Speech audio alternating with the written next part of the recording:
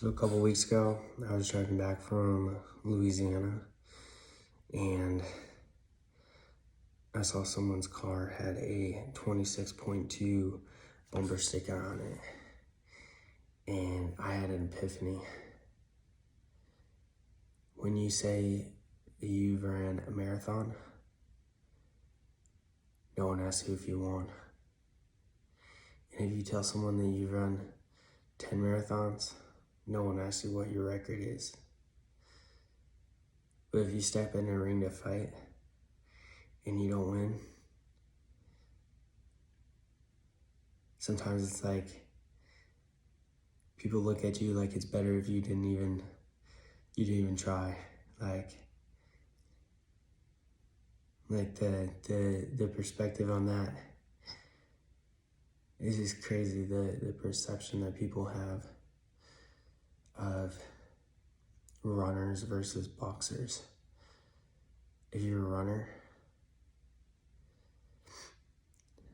you can just do it for fun, and people are impressed that you got off the couch. Even though,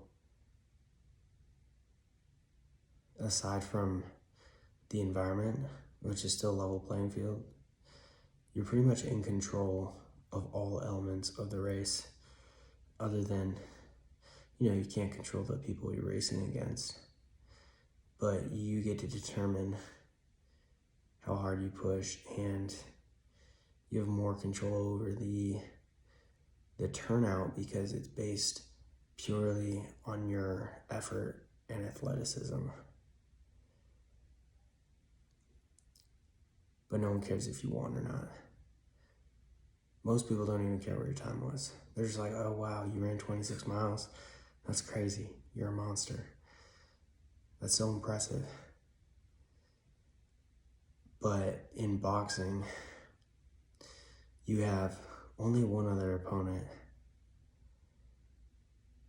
There's a lot more variables in terms of what it takes to be better, right? You can't just train harder and smarter. Like, running is a very linear sport. Like, literally, you're running in a straight line. And some weight training will help you run faster. Some plyometrics, stretching, recovery, all those things are gonna make it easier for you to train harder and longer and eventually run faster. But in boxing, you run for training, for conditioning. You jump rope for conditioning. You have all these tools for conditioning. So when you're in the ring, you don't want to get tired, right? So you have to do this conditioning. But you're putting out a lot more effort in each of those 3 rounds during those 3 minutes of each round than you would be just running for 3 minutes. Just because of the explosiveness and the draw on your body, it's more like a sprint.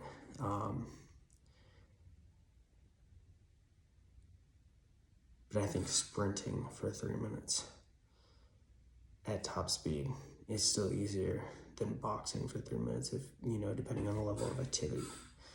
So you've got conditioning, you don't want to get tired. Then you've got all the technique and the skills and style.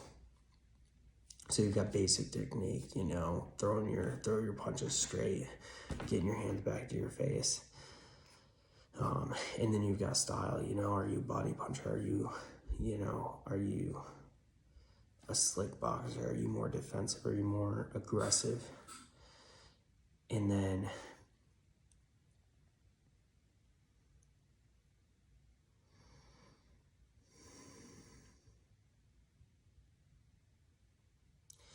on top of that, your mental game has to be way higher than any runner, right? Running is very linear in the sense that you're doing one thing, and there's a little bit of mental fortitude, right? When you hit that point where you want to give up, you know, you have to talk yourself out of it. You have to keep pushing. But in boxing, you've got that same element where you run out of energy, you're tired, you just got hit with a nasty blow, and you got to dig deep and keep grinding. But you also have you have to be aware of your opponent, of your surroundings. You have to be looking for open targets and reacting immediately. Sometimes in the middle of the round, you're developing a strategy, adapting how you're fighting based on the reactions of the other fighter, his style. And then you've also got your coaches yelling at you. You got the ref trying to intervene, and you know, correct you if you're making a foul.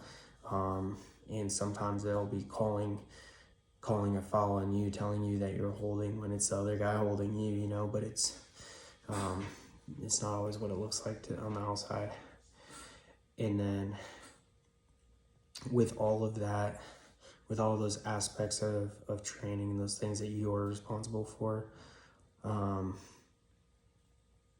in training, and then during the fight in the ring, ultimately it still comes down to the judge's decision and what they see and what they perceive. So you're competing in a sport when you only have one other opponent. You don't know how he trains. And if you both just put maximum effort in, at the end of the day, you're still at the mercy of the judges and who thinks which person won. So there's a lot more elements at play in terms of training. And then the ultimate decision is somewhat subjective. But people only care if you win. Running, you basically control all aspects of the race, right? You've only got one metric to be judged on, and that's time. Who ran faster?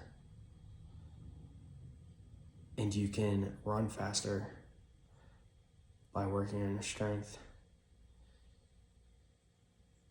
and by running more.